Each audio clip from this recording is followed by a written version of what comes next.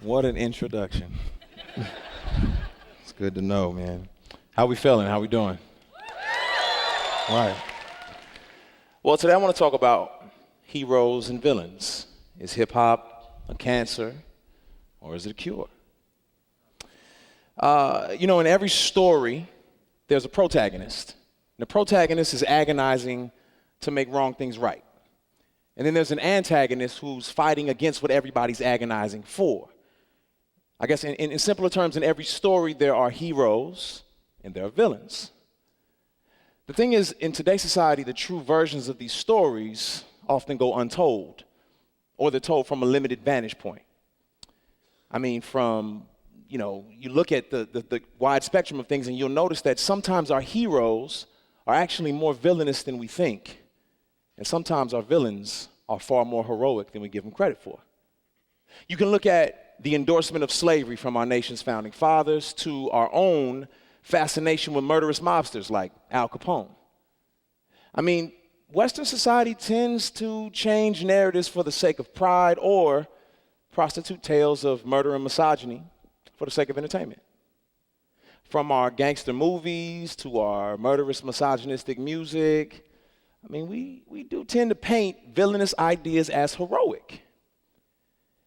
Let's be honest. I mean, I'm sure we've all paraded around on Halloween as a hockey-masked serial killer.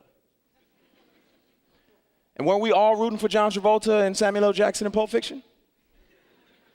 And I know I'm not the only one who's been out on a Saturday night reciting every line to Genuine's song, Pony. And I'm sure that song has nothing to do with baby horses. Right, but we can all agree that my favorite art form, hip hop, is completely innocent of painting villainous ideas as heroic. Okay, it's not true. Truthfully, hip hop is one of this generation's biggest perpetrators, but I think I can show you how that happened and how it's an art form that can turn the ship around. But to truly understand this, we've got to understand our own interpretations of heroes and villains. So what's a hero? Well, to the Greeks, Odysseus was a hero. It derives from this ancient word for the term for protector. It embodied Greek virtues and values. It demonstrated the model that they wanted society to emulate. Heroes are brave, they're courageous, they're capable of leading others. They address the issues that afflict a society. And finally, more importantly, heroes are risk takers, huge risk takers. Right? Professor Frank Farley from the Temple University School of Psychology says that most heroic figures like Franklin D. Roosevelt or Martin Luther King are what you call T-type personalities or habitual risk takers. People who will risk everything, put everything on the line, including their lives, in order to accomplish a goal. And since most of us are not big risk takers, we admire this trait in others and tend to want to follow him or her. Thus, they become our heroes. So what about a villain? What makes a villain? Well, villain comes from the Latin term villanus, which means farmhand or worker of plantation or a villa. It became to be known as anyone who was less than knightly status-wise, and they were seen as unnoble. So essentially being poor, disenfranchised, and not a noble was synonymous with being a villain. So technically speaking, when society creates subjective standards, anyone who upholds these standards, represents these standards, fights for these standards, is looked upon as a hero. Anyone who fights against these standards or opposes them is looked upon as a villain. Right, so for example, in the 1700s, society agreed on legalized slavery. Anyone who opposed that was looked upon as a villain. It wasn't until after society agreed on the outlawing of slavery that abolitionists were looked upon as heroes and no longer villains. Now, English scholar, Dr. Catherine Blakeney, says that it's tempting to classify characters into these groups, right? It's severely misleading. It's subjective, it's variable. And when you use terms like hero, villain, anti-hero, anti-villain, it's important to take into consideration what circumstances affected these people's actions, what society and culture do these people come from, and finally, how our own associations, our principles, our prejudices affect our interpretations, affect our perspectives. I mean, what really does make a hero or villain? And how much of that is based off of mere interpretation? I mean, come on, let's be honest. There's really no public figure of the past or the present that's without their fair share of biases, skeletons, and moral failures. There's no spotless leaders. I mean, none of us in here are morally unstained characters in life's grand story. So it's wrong to just discard those labeled as villains as these forces of darkness that the hero should come and defeat. I mean, think about Frankenstein, or Frankenstein's creation, if we're going to be technical. Frankenstein's creation, this big, bad collage of a man thing, right, with the bolts in his head. And this guy, you know, I feel bad because no one ever took into consideration that he was sewn together from the bodies of dead criminals. Nobody cared that the man thing couldn't even speak and articulate his own words before he was hunted down like a wild animal and labeled a villain. Now, how does this apply to hip hop? A culture where women are constantly objectified. I mean, violence is dignified and drugs are glorified. I mean, routinely in the media, hip hop is, you know, villainized and talked about by correspondents, despite the fact that they're speaking from outside of the culture. I mean, you have Bill O'Reilly, who says the rap industry often glorifies depraved behavior that sometimes sinks into the minds of some young people. Jason Whitlock says that the music, the attitude, the behavior of this culture is anti-education. It's demeaning, it's self-destructive, it's pro-violent. I mean, it's pro-drug dealing and it's violent. Well, here's the thing. If you're wondering why hip-hop is often violent, angry, and nihilistic, you got to take into consideration it's a culture that was created by marginalized and disenfranchised minorities who woke up on the wrong side of the war on drugs. Now, yeah. President Nixon in the 1970s declared a war on drugs. We've all heard about this more recently in the news. But in 1982, this war was enforced by Ronald Reagan when hip-hop was still wearing diapers.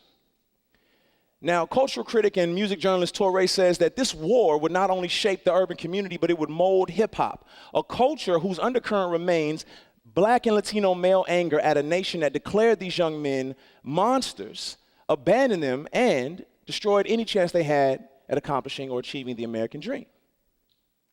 So if our societal standard of the American dream, chasing the American dream is heroism from working hard and working legally, then anyone who can't or doesn't or finds some other means to do that becomes a villain. Now, in the beginning, hip-hop was not pro-violent, pro-drug dealing. It was socially conscious. It was anti-drug almost always. And the music actually addressed the societal woes and did more of a narration than a glorification. I mean, in 1982, you have the message by, Grandmaster Flash, who says, I can't take the smell, I can't take the noise. Got no money to move out, I guess I got no choice. Rats in the front room, roaches in the back. Junkies in the alley with a baseball bat. Tried to get away, but I couldn't get far, man, with the tow truck repossessed my car. You got Melly Mel, who writes, whether up your nose or in your vein, with nothing to gain except killing your brain. He's talking about cocaine. This is in 1982. He's talking about it in a negative context. You got Run DMC, who talks about the rise of the unemployment rate in the early 80s. And talks about all these societal woes, but they're narrating them. They're not glorifying them. So what happened? How did it change? Well, a shift happened in 1983. The unemployment rate in the urban community skyrocketed to 21%. Now, this was coupled and followed with FBI anti-drug funding, which ironically happened at the same time the CIA was giving aid to Central and South America, who just so happened to use that aid to traffic drugs back into the United States. Now, whether you like to call this a political oversight or a misstep or an outright scandal, poor inner city communities caught the brunt of the blow. Now, nobody forced these communities to take part in illegal drug sales.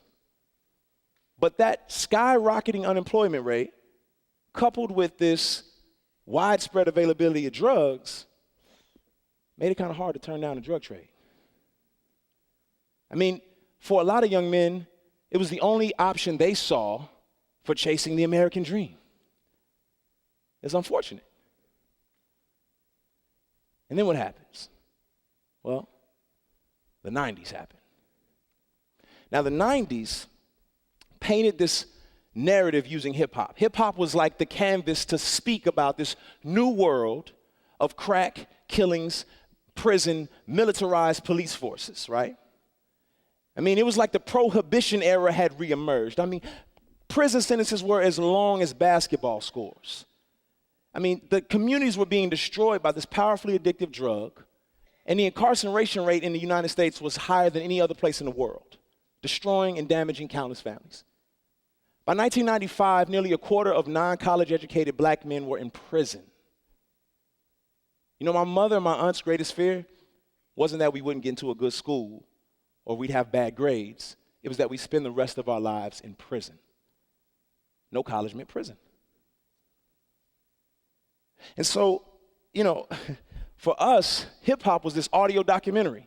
It was telling us and detailing these stories of, you know, prison and murder and gangs and drugs, but it was also, you know, communicating to us our story and what we were going through, right? So now we're looking at this society and this environment that's been destroyed. I mean, drugs, for rappers in the 90s who grew up in the 80s and 90s like myself, dominated our economic possibilities. Like, I found myself idolizing and looking up to drug dealers and to gang members. It was the world that I existed in. And it was unfortunate because as a child, I watched it happen. I watched families and communities go from being laid off, lacking jobs, community being destroyed, you know, people searching and hoping for financial restitution and help. And all of us wanted to go to college, don't get me wrong, but it wasn't a financial reality. Our parents were the products of the civil rights era. They weren't even allowed a quality formal education. So high-paying careers, not really an option. I watched again and again families work odd jobs, move from city to city, chasing factory work, only to find there was none available. And then drugs came. I mean, when drugs came, it was like a gold rush. It was literally like a gold rush. Now, in the 80s, nobody understood the implications. But the 90s, they reaped havoc. I lost every man that was important to me, including my father, to the infestation of drugs or the war against them. So yeah, in the world outside my community, Ronald Reagan was a hero. But in my backyard, he was a villain. I mean, how could Ronald Reagan possibly be a hero to us? How can Scarface possibly not? And so like I said, in the 90s, you know, hip hop painted this response. You know, there was this big response to all of the stuff that we were seeing in our environment, the murder, the mayhem, the prison, the death, the destruction. And rappers, you know, were speaking a language that we could relate to. I grew up, you know, feeling like I was being raised by Lil Wayne, by Tupac, by, you know, Jay-Z. And in order to understand who I was as a man, I had to construct my own warped sense of masculinity because hip hop was the language of a generation of men without fathers. So I'm finding my role models in drug dealers and gang members, piecing together what masculinity looks like. I mean, truthfully, in order to wear the badge of authentic masculinity, you had to be associated in some kind of way with this wayward lifestyle. You certainly needed it to get a record deal. And so what was happening was hip hop was now being stigmatized as the equivalent of criminal. And guess what we did, unfortunately? We embraced that stigma. And why would we do that? Well, it's a classic psychological strategy. Michelle Alexander writes in her book, The New Jim Crow, that embracing your stigma is a political act, an act of defiance in a society that seeks to demean a group of people based on an unalterable trait. We found ourselves in a nation that saw us as criminals, so we embraced it. Besides, it was good marketing. I mean, in the 80s, hip hop's target audience was black, male, and urban. By the 90s and 2000s, it had spread out to the suburbs, and the largest purchasers of hip hop were white suburban males. So when the music was indigenous to its own community, it was positive, socially aware, and anti-drug. When it broadened out and diversified to the suburbs, it embraced criminality, sold it for profit. Socially consciousness and positivity was out. Criminality and gangsterism was in. And now that love for Pulp Fiction, that love for Godfather and a good old Western shoot 'em up was now embracing these street tales of rap music. And you know, hip hop could have grown to challenge the war on drugs. Instead, rappers glorified it, embraced it, sold it for profit. The biggest artists, embrace this identity and this lifestyle, and they sell it, they make millions, and they're looked upon as heroes for making it out the ghetto. Those who don't make it are looked upon as villains, arrested, conveniently warehoused. In many cases, hip hop has failed its community. However, I believe it can still be a tool of resistance. Artists like Public Enemy, Kendrick Lamar, and Lauryn Hill have fought back with music, while others have become philanthropists and activists and created jobs in their communities. Hip hop does not have to be a pawn of villainy in exchange for profit. It can be used as a tool to tell the story of how things got here, how they began. Yeah.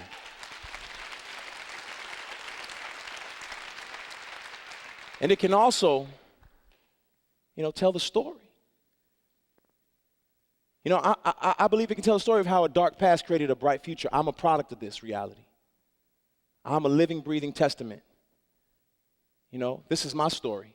I didn't just get here by happenstance. I get here because I'm the product of people who were humble enough to not see me and write me off as a villain, but embrace me as a would-be hero in the making. They didn't write me off. So I say this in closing. I say every character has a story. Sometimes those stories are untold or told from the wrong vantage point. Today you've heard one story.